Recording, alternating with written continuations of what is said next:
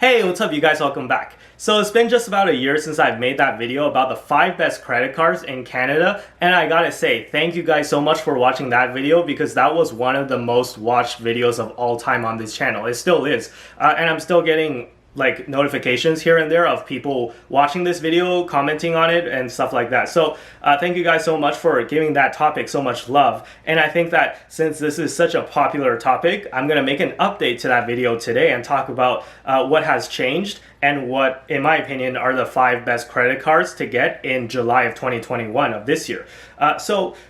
This time I've also broken it down to 5 different categories, and I'm going to mention the best card in each category. So instead of just giving you 5 random cards, I'm going to name 5 specific categories and give you the best out of each one. I just think that it's a little bit more organized this way. And if you're wondering what those categories are, they are in no particular order. The best travel card, the best no annual fee card, the best cashback card, the best starter/student card, and the best card overall.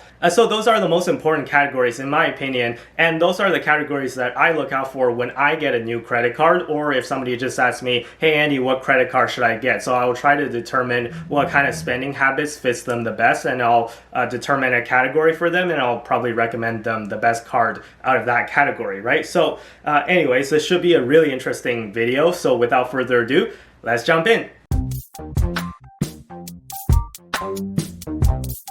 Okay, so I'm just gonna jump straight into it. First of all, we have our best travel card, and for this one, I gotta pick the American Express Platinum. Now, I know that I might get some pushback on this because I know this one has a really high annual fee and it does require quite decent of a credit score for you to be able to qualify. But I really do think that if you're a frequent traveler, this is the best card that you can get. Now, technically, this is a charge card and not a credit card, but I'm gonna kind of blur the lines a bit. Now, a charge card, in case you don't know, is just you have to pay back the balance in full every time, like at the end of the month every time, or else you can't continue using the card. And also the fee, it would be really high if you don't pay it back. So I think it will be like a 30% like interest charge instead of like the usual 20%. So there's not that much difference though between a charge card and a credit card, and for the sake of this video I'm just gonna lump them all together. So anyways, the American Express Platinum charge card,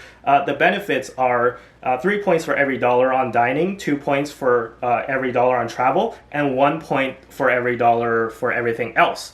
If you can get past the annual fee for 1 second, I just want to say that they do have a $200 per year annual travel credit, which you can redeem against any plane ticket or train ticket, or basically anything travel related. So effectively, this lowers the annual fee to $500 because if you're like most people, you probably spend at least $200 a year on travel, barring some crazy event like, I don't know, a global pandemic. But you know, besides that, on normal times, you probably do spend more than $200 a year on travels. But I know that $500 a year is still a lot, so what else does the card have to offer to kind of make it potentially worth it? Well, the other major thing is the airport lounge access. So if you've never been to an airport lounge, it's basically like an area that has really comfortable seats and you can lie down and take a break, and then there's free food and drinks, and it's free once you pay to get in, of course. But with the Platinum card, it works as a membership so that you can get into an airport lounge without having to sign up for an individual membership. So it acts like a membership. So I think that you can also bring up to 2 guests as well. So this could be a great value because it does cost quite a bit of money if you were to get the membership or just buy a day pass individually. So yeah, having a Platinum card just gets you the airport lounge at no additional cost, so that you can just, the annual fee will kind of act like a annual subscription to that airport lounge. Also, I do want to mention about Amex offers. So Amex does do like coupons and offers for random places from time to time. For example, right now they have this thing going on where if you spend $10 at participating retail locations, you can get $5 back in terms of a statement credit. So they do have quite a big list of participating retailers, and these retailers tend to be like smaller businesses. So the idea is kind of to promote you to like shop small. That's what the program is called, to get you to spend more money as small businesses, because they have been quite impacted by this global pandemic that's been going on, right? So anyways, this offer is available to all Amex cards actually. So the Platinum is not unique to the Platinum, but in general, the Platinum does also get a lot of exclusive offers that are not available for other cards. And those exclusive offers tend to be a lot better than the regular offers. So I've seen them offer just statement credits for like groceries and stuff like that, and they're quite hefty too. They're like $100 or $200 just in terms of statement credits if you just shop at like a grocery store or something. So between airport lounges and the best offers, it's very likely that you'll be able to make back that $500 a year fee. And just to sweeten up the deal a bit, in case you're on the edge about whether or not you should get the Platinum, Amex has upped their welcome offer to 100,000 points if you spend $6,000 or more on the card in your first 6 months of your membership. So for reference, 1 point is worth at minimum about a cent. So you can typically get more value if you transfer to hotels or airlines. But for the sake of argument, let's just say that 1 point is worth 1 cent. Then you're getting like literally $1,000 worth of value for for signing up, right? If you spend $6,000 a year in your first 6 months. So anyways, that is the Amex Platinum. Now let's move on. So the next category is the best no annual fee card. And for this one, I have to give it to the PC Financial World Elite MasterCard. Now, I really looked around for other World Elite Edition MasterCards that has no annual fee, and the only other one that I could find is the Triangle Rewards World Elite MasterCard. And between this and the Triangle card, I really like the PC Financial card just a little bit better, because if you don't know, Triangle is owned by Canadian Tire and PC is owned by Loblaw. So I just think that the PC card is a little bit more versatile because you're using it to buy groceries, versus Canadian Tire is more for like hardware and like home use stuff, but it's not like necessarily a needs-based things, or unless you're running a business where you need to like buy stuff from Canadian Tire. But like for most people, groceries is higher up on the list of necessities than things that you will find at Canadian Tire, right? So for that reason, I just think that the PC card is a little bit more versatile, because you are gonna use the points to buy groceries and for pharmacy as well, for Shoppers Drug Mart, because Loblaws owns Shoppers Drug Mart.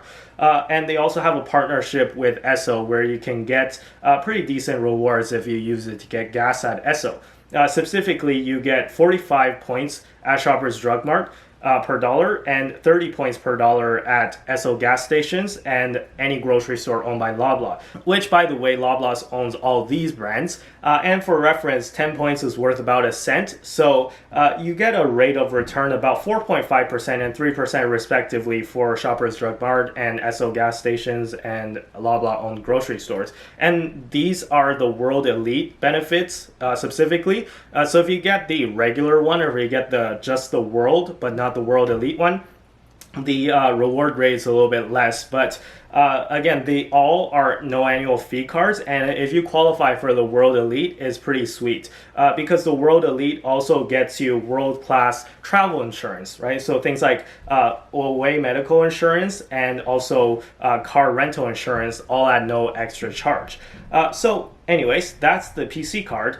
Moving on, the next category is the best cashback card, and for this one, I gotta give it to the Tangerine MasterCard.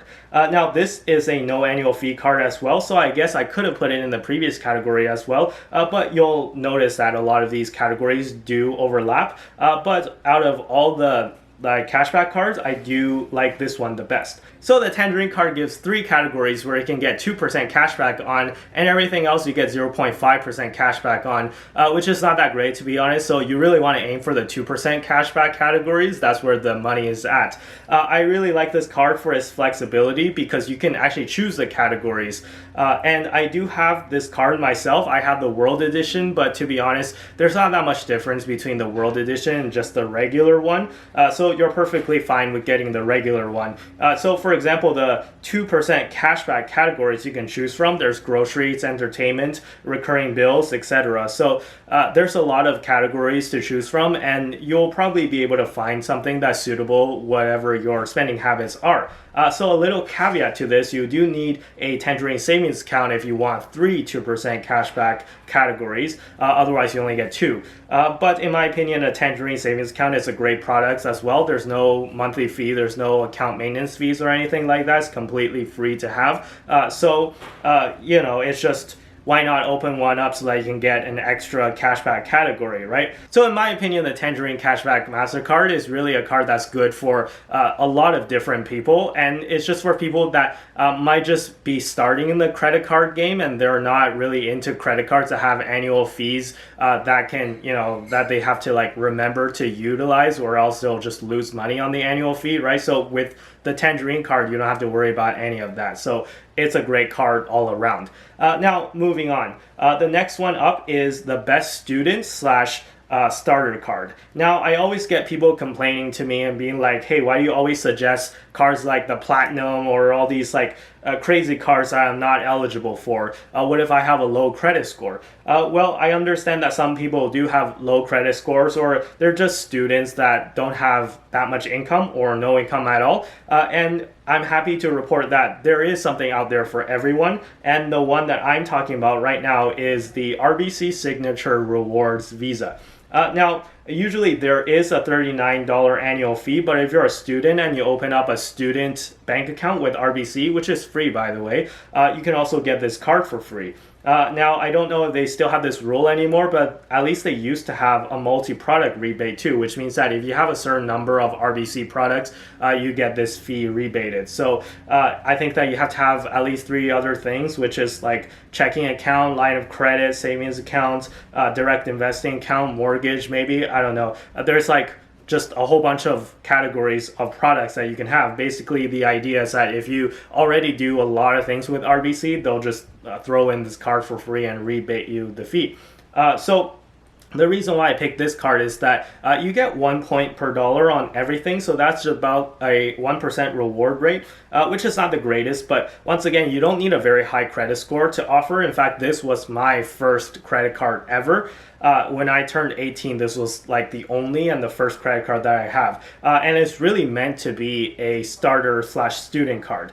Plus, you can get access to RBC offers as well, which is similar to Amex offers that we talked about earlier. But RBC has some great offers from time to time as well. So yeah, anyways, that's the RBC Signature Rewards Visa. Now, the last category, and this is the best card overall in my opinion. So for this one, I gotta give it to the American Express Cobalt. So there's a lot of American Express cards on here. I'm sure you can tell that I'm a big fan of American Express, and the Cobalt card is just the best card that you can get in Canada as of July 2021, in my opinion. So I have this card myself, and it's the most flexible and versatile card in Canada. So yes, there is a fee for it, but it's well worth it in my opinion. So the fee for this card is kind of unique too, because it's charged monthly instead of yearly. And as of right now, it will be going up from $10 a month to $13 a month in August. However, for the returns, you do get more benefits as well. So before, it was 5 points per dollar on food, like bars and restaurants and things, and even things like food deliveries included, and 2 points per dollar on travel, and 1 point per dollar on everything else. But once the fee increase hits, in exchange for that extra $3 a month in monthly charge, you will also get a bonus 3 point per dollar category on streaming services like Spotify, Netflix, Disney Plus. They have a whole list of things that qualify of what's called streaming.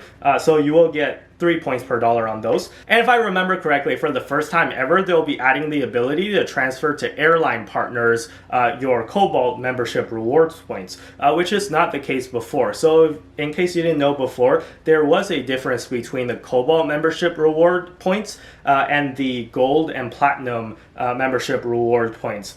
So the Cobalt ones were they call it MR Select. I think it's like a special type of reward points that you can only transfer to like some hotels, but you couldn't transfer it to airlines. But now they're expanding the use case for your Cobalt reward points. So yeah, you can transfer it to airlines as of I think mid-August. So with these benefits, I think that it's definitely worth the fee increase, and I don't mind it at all. And the transfer, by the way, is like 1-to-1, so it'll be like 1 point to one Aeroplan, or 1 point to whatever like other like Avion points. I think it's the British Airways one. So yeah, I think that's a great deal, because 1 point would actually be worth more than a cent now, right? So you can probably get like 1.2, 1.3, something like that cents per point if you transfer it to an airline.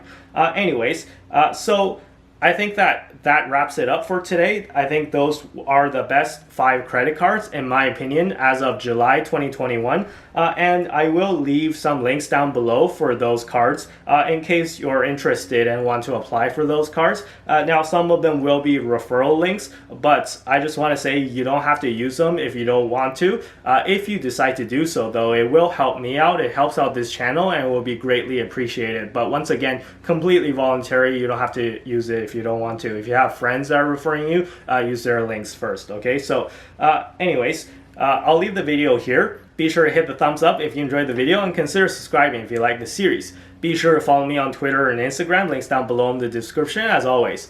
And with that being said, I'll see you guys in the next video. Bye bye.